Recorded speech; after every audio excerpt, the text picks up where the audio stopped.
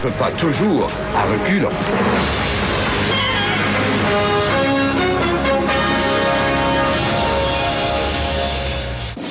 26e, s'il vous plaît. Le commentaire de Claude Poirier à 17h27. Vous savez que Claude est intervenu hier dans cette histoire où ce forcené de Saint-Jean-sur-Richelieu menaçait de faire sauter hier une bombe dans sa voiture. Ben, il a comparu aujourd'hui. C'est lui que vous voyez, Guy Bonneau. Il a plaidé non coupable à 4 chefs d'accusation, dont un pour possession de substances explosives. Son procès va se passer devant juge et juré. L'individu a tenu les policiers en haleine pendant plus de 8 heures hier. Et l'enquête pour la remise en liberté de Bonneau aura lieu demain. Claude, vous étiez là à sa comparution aujourd'hui. Est-ce que c'était un engagement que vous aviez pris à son endroit? Oui, je l'avais pris parce qu'il y a 3 choses qu'il m'avait demandé lorsqu'il m'avait appelé un peu avant 6h30 hier matin. D'abord, c'est de pouvoir rendre public son histoire. Deuxièmement, de me rendre sur les lieux, d'être là quand il devait se rendre aux policiers et par la suite de lui trouver un avocat et d'être à sa comparution. C'est la raison pour laquelle je me suis présenté. Mais je dois vous dire qu'il y avait eu des développements dans l'affaire hier parce que j'avais parlé avec des membres de sa famille et à un moment donné, apparemment, que M. Bonneau avait décidé de ne pas vouloir avoir un avocat. Puis il avait l'intention même de plaider coupable. Il y a des rumeurs qui ont circulé parce qu'il était très dépressif en fin de journée hier. Il a été longuement interrogé par les enquêteurs de la police municipale de Saint-Jean.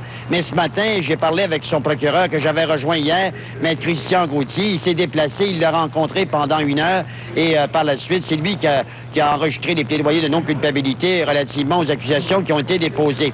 Demain matin, il va y avoir une enquête du cautionnement. Mais ce que j'ai appris, Pierre, c'est que le procureur de la Couronne a l'intention de... D'abord, il s'objecte à la remise en liberté, puis il dit qu'il aimerait que l'individu puisse subir un examen, parce que selon lui, l'individu ne comprend pas les actes d'accusation. Ce que son procureur dit, Maître Gauthier, moi j'y ai parlé pendant 1 heure, Maître Gauthier me disait, c'est un gars qui sait ce qu'il savait. J'ai appris autre chose également. C'est vrai que c'était des bombes, et ça aurait pu avoir des conséquences très graves, parce que des policiers m'ont dit ce matin que si les policiers s'étaient approchés, Pierre, puis avaient ouvert les portes, il y avait des détonateurs et tout aurait sauté.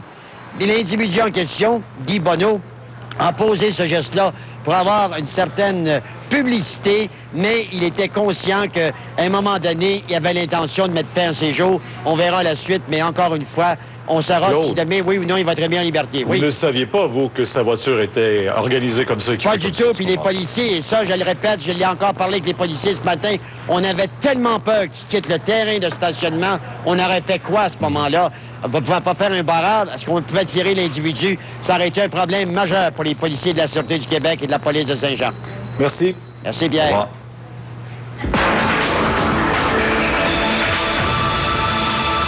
Pierre, journée de rentrée, les enfants sont nerveux, les parents sont nerveux, André Duchamp me le disait tout à l'heure, mais j'ai été étonné de voir ce matin à l'école, une très belle école, d'ailleurs, Saint-André-Apôtre, sur la rue Prieur, dans le nord de Montréal, que tout le monde était heureux de cette rentrée ce matin. Ça faisait beau à voir.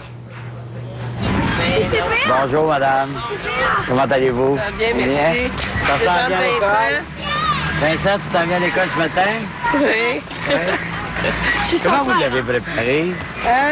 Disons, lui, ce matin, il était debout à 6 heures. Fait que je pense qu'il était très préparé. Ah oui? Oui, définitivement. Non. Mais les devoirs? T'as-tu hâte? Ah, ça te tente moins, hein? Mais je pense que ce qui l'attire, c'est d'apprendre à lire. C'est de lire, de ne pas être obligé d'être à la remorque de son frère. Donc, vous avez des enfants motivés par l'école, vous? Oui. Hein, vous pouvez dire ça? Oui. C'est un privilège, hein, pour des parents? C'est un privilège. J'ai des enfants qui apprécient l'école. Es-tu contente de revenir à l'école? Oui, pour vrai, là? Tu ne comptes pas de mentir, là? Parce que depuis une semaine, j'étais impatiente parce que j'avais hâte de savoir qui était mon professeur. C'est ma 3e qui est venue ici, fait qu'on a des beaux souvenirs de l'école. Ah ouais? Je pense que c'est pour ça que ça va bien. Je suis chanceuse. Bonjour, madame. Bonjour. Comment allez-vous? Oui. Comment il s'appelle, celui-là? Antoine, non? Oui. Quelle année? En première année. La toute première. Premier jour. Première journée, oui. Tu es content? Tu es content, oui? Avez-vous du mal à le motiver? Ou... Oh non! On est venu plusieurs fois se promener dans le quartier, puis je pense que tu heureux d'être ici ce matin. Ah oui? Oui. Vous avez fait ça. Vous l'avez amené dans la Oui. proximité de l'école? Ben, on demeure tout près, puis Ouais. on est venu se promener, puis il est habitué à son école. Bonjour, monsieur. Comment allez-vous? Ouais. Les deux, allez-vous venir à tous les matins, tous les deux, tout le temps, toute l'année? Pas vraiment, là. Mais tous les matins, un ou deux va être là. Oui? Oui, on a l'occasion de le faire. Ouais. On habite pas loin. Et là, les enfants vont prendre plus d'autonomie. On est raqués. Oui. On a des côtés. C'est agréable. C'est vraiment agréable. Les deux, là, Ça pousse vite, hein? oui, ça va vite. Oui, ça va vite. Avez-vous de la misère à les motiver à l'école? Pas du tout. Ils avaient hâte de rentrer ce matin, voir leurs amis. Ça fait longtemps qu'on est prêts, là. Maman, on s'en va. Maman, on s'en va. C'est important qu'ils soient motivés, hein? Oui. C'est important que les parents s'impliquent aussi, hein? Parce que l'enfant fait ce qu'il peut, mais les parents ont une tâche à faire. On a des devoirs, on a une routine installée. Je pense que c'est important qu'on soit là pour les aider. Pour vrai, là, tu ne comptes pas de mensonges, là? Ben, moyen. Pour les devoirs, non, mais pour pouvoir retrouver ses amis, tout, oui. Ah bon, ça c'est franc. Parle-moi de ça. Comment vous les avez préparés, madame, au retour à l'école? Ben, préparer, on a une famille de 4 enfants, nous, puis ça fait longtemps qu'on fait des rentrées. Donc, on n'a pas de préparation très... Mais c'est l'idée d'acheter évidemment le matériel scolaire. Ouais. Puis là, on est dans le renouvellement des chambres, avoir des nouvelles chambres avant la rentrée. C'est vrai que c'est la première année? Oui, la première année, Hein? Elisabeth. Elisabeth, es-tu contente?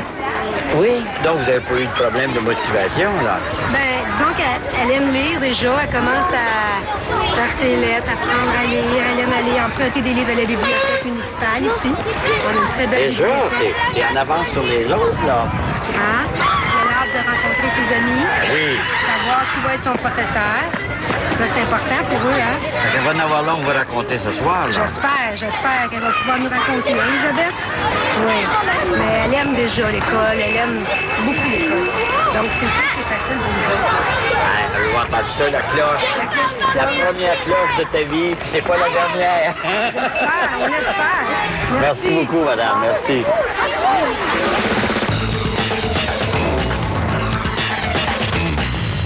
On a vu que ces tout petits étaient tous gênés, mais vous allez voir que dans quelques temps, ils vont se dégêner pas mal.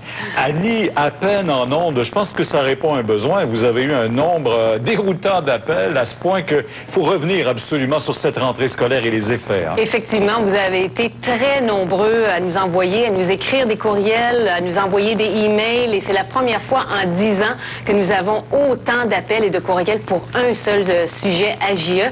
Par exemple, il y a un père qui nous a écrit pour nous dire que son fils ne pouvait pas avoir son horaire parce qu'il n'avait pas payé les frais de 100 $. Premièrement, est-ce qu'on peut empêcher un élève d'avoir son horaire parce que les parents n'ont pas payé la note? La réponse, c'est non. Nous l'avons dit lundi, on le répète ce soir encore une fois, la loi sur l'instruction publique est très claire. L'école n'a pas le droit d'agir de cette façon-là. Il y a aussi une dame qui nous a écrit pour nous dire qu'elle avait reçu une facture le vendredi, mais que le paiement était exigé la semaine suivante. Alors ça m'amène au deuxième point. Si vous avez des difficultés financières, vous ne pouvez pas rejoindre les deux bouts parce que vous avez 2-3 enfants qui commencent l'école en même temps, eh bien, adressez-vous à la direction de l'école. Vous devriez, à ce moment-là, vous entendre sur un mode de paiement, peut-être étaler vos paiements là, sur une période de temps. Et par contre, si vous vivez de l'aide sociale et uniquement de l'aide sociale, vous devriez avoir reçu un formulaire cet été et à remplir et pour toucher une aide financière pour la rentrée scolaire. Si vous ne l'avez pas reçu, contactez votre agent avec lequel vous faites affaire là, au ministère de la Solidarité sociale. Il est encore temps pour ça. Et troisièmement, évidemment, contactez le conseil d'établissement de l'école si vous êtes insatisfait d'une décision, que ce soit pour le code de vie, le code vestimentaire ou même les services de garde. Et sachez que le conseil d'établissement est aussi présidé par un parent. Alors, si ça vous intéresse, allez-y. Le numéro de JE Extra Toujours est le là. nouveau, Oui, le nouveau. absolument, Oui, c'est important. en bas de Si vous avez l'écran. besoin de conseils, n'hésitez pas, JE Extra 3 fois la semaine à notre émission. Merci. Merci. Au revoir. Bien, il y a des policiers aussi qui étaient très préoccupés aujourd'hui par la rentrée scolaire, parce que vous savez qu'il y a des automobilistes qui ont pris l'habitude pendant l'été probablement de rouler un peu plus vite près des cours d'école. Alors depuis le début de la semaine, ils rappellent à ces automobilistes qu'il faut ralentir en zone scolaire. Ce matin, il y a eu 12 opérations radar comme celle-ci à l'angle des rues Christophe-Colomb et Jean Talon. En 2 heures, les agents ont intercepté 26 véhicules. Le plus rapide roulait à 82 km/h, alors que la limite, vous le savez, est de 50. Celui qui avait le pied le moins pesant allait quand même à 71 km/h dans le secteur. Luther King reste un rêve à combler pour ses héritiers. Audrey de Montigny, elle est belle, jeune et talentueuse, mais elle parle français. Il n'en fallait pas moins pour créer la controverse. On en reparle après la pause.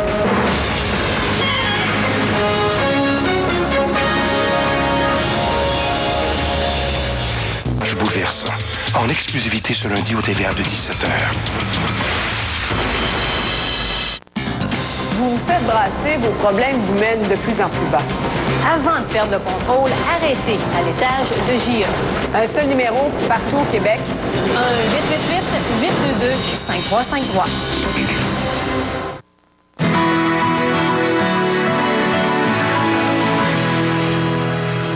J'allais dire, la planète Mars qui est à son plus près point de la Terre et Claude qui part sur la Lune. Non.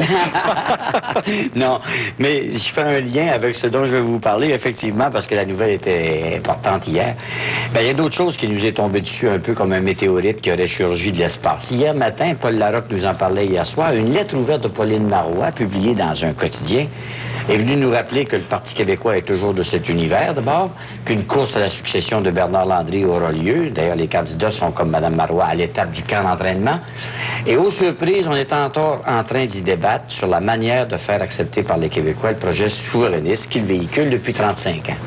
Moi, j'ai trouvé l'effet saisissant hier, parce que alors que les nouvelles que nous vous transmettons traitent de questions fondamentales comme l'ouverture du mariage à toutes les personnes, la décriminalisation d'une plante interdite, alors que les consommateurs sont aux prises avec les coûts de la rentrée scolaire ou de l'arnaque autour de la viande de bœuf, alors que les libéraux en sont au démantèlement d'un système de garderie, démantèlement des grandes villes à peine créées depuis 2 ans, si ce n'est pas de l'État québécois lui-même, mais voilà que le parti de Bernard Landry et simultanément hier sa succursale fédérale, dirigée par Gilles Duceppe, sont l'un et l'autre à se pencher sur une radicalisation de leur option comme étant la solution miracle à leur insuccès. À ce moment-là, on avait l'impression hier que les souverainistes profitaient de la proximité circonstancielle de la planète Mars pour y tenir leur caucus. J'ai dû me forcer à lire la longue missive de Pauline Marois, tellement le langage, les idées, la préoccupation